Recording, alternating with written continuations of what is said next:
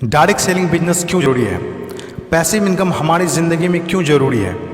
इस दुनिया में दो तरह की कमाई होते हैं, पहला एक्टिव अर्निंग और दूसरा पैसिव अर्निंग। एक्टिव अर्निंग किसे कहते हैं? वैसी कमाई जिसमें काम करें पैसा आए और जब काम करना बंद कर दे तो पैसे आना बंद हो जाए।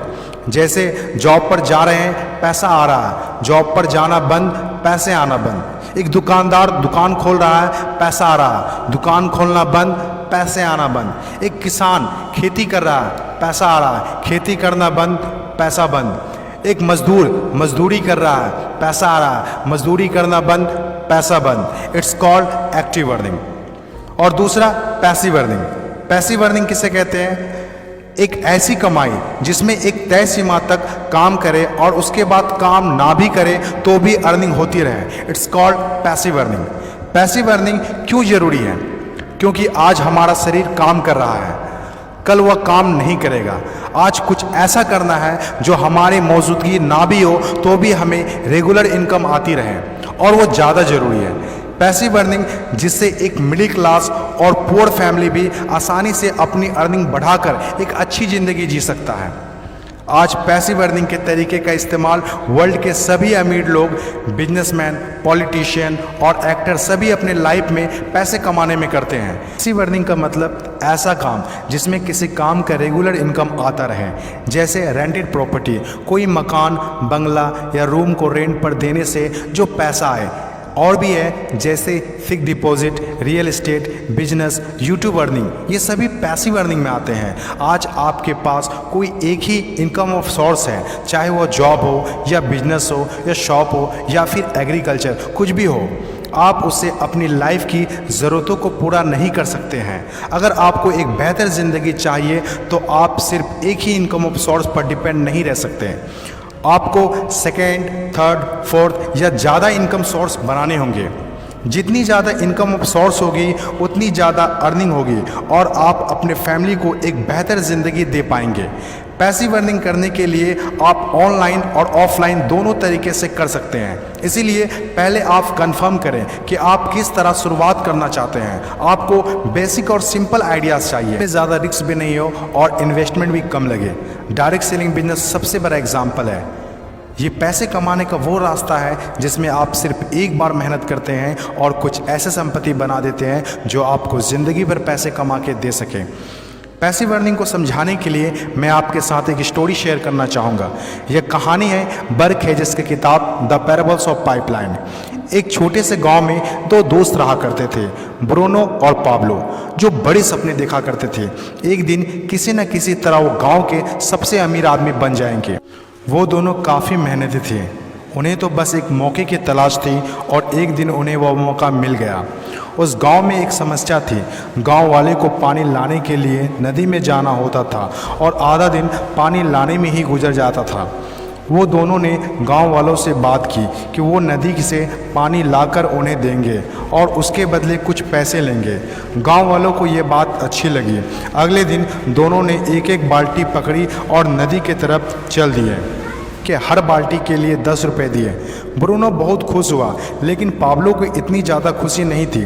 पाब्लो को बाल्टी ढोने की वजह से उसके पीठ में दर्द हो रहा था और हाथों में छाले पड़ गए थे। अगली सुबह फिर से उन्हें ढोने की बात सोचकर ही दहशत हो रही थी।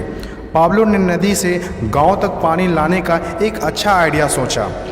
जब अगली सुबह दोनों अपनी अपनी बाल्टी उठाकर जाने लगे तो पाब्लो ने कहा, ब्रूनो मेरे पास एक आइडिया है। चंद सिक्कों के बदले मैं दिन भर बाल्टी ढोने की वजह क्यों ना हम नदी से गांव तक पाइपलाइन बना दें। ब्रूनो ने कहा, पागल, हमारे पास एक बेहतरीन नौकरी है, अच्छे पैसे भी मिलते हैं जिससे हम जो चाहें खरीद सकते हैं। अपनी पाइपलाइन के आइडिया को दिमाग से निकाल दो। लेकिन पाब्लो इतनी आसानी से डिमोटिवेट होने वाला नहीं था। उसने अपने दोस्त को पाइपलाइन बनाने का आइडिया अच्छे से समझाया। हम लोग दिन के आधे समय बाल्टी ढोने का काम करेंगे और आधे समय और छुट्टियों के दिनों में पाइपलाइन का काम करेंगे। ब्रूनो ने पाब्लो की बात नहीं मानी। पाब्लो जानता था कि पथरीली ज़मीनों में पाइपलाइन बनाना आसान नहीं होगा, लेकिन पाइपलाइन बनने के बाद जो मिलेगा उससे वह इंस्पायर होकर काम करता रहा। जब पाब्लो अपना पाइपलाइन बनाता था तो गांव वाले उसकी मजाक उड़ाया करते थे, ये देखो Pablo the pipeline. Bruno Pablo से 2 गुना काम कर रहा था, इसीलिए वह 2 गुना पैसा भी बना रहा था। पहले कुछ महीने तो पाब्लो की मेहनत का कोई फल नहीं दिख रहा था, लेकिन पाब्लो खुद को बार बार याद दिलाता रहता कि कल के सपने आज के त्याग से ही होते हैं, और आखिर में वही हुआ जो होना था। पाइपलाइन बनकर तैयार हो गया।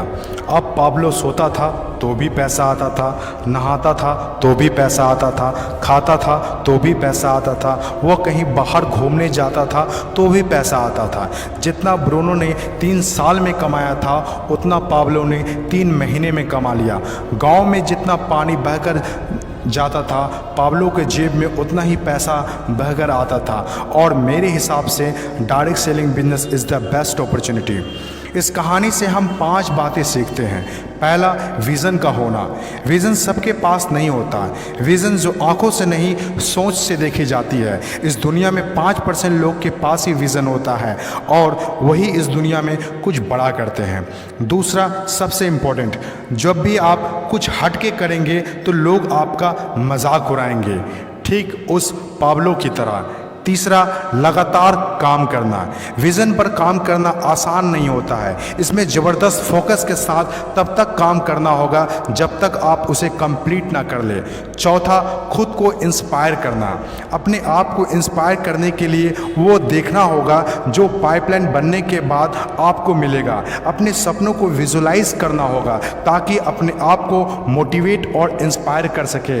पांचवा और सबसे इम्पोर्टेंट बात, प्रॉब्लम सॉल्विंग वर्क। जिस तरह पाब्लो ने गांव की पानी की समस्या को सॉल्व किया, आज हर वो इंसान सक्सेसफुल है जिन्होंने लोगों के प्रॉब्लम को सॉल्व किया है। चाहे वो डॉक्टर हो या इंजीनियर, चाहे वो साइंटिस्ट हो या कोई मोटिवेशनल स्पीकर, आज हर वो इंसान कामयाब हुआ है जिसने भी किसी भी फील्ड में लोगों के प्रॉब्लम को सॉल्व किया है। और डायरेक्ट सेलिंग बिजनेस भी ऐसा ही है।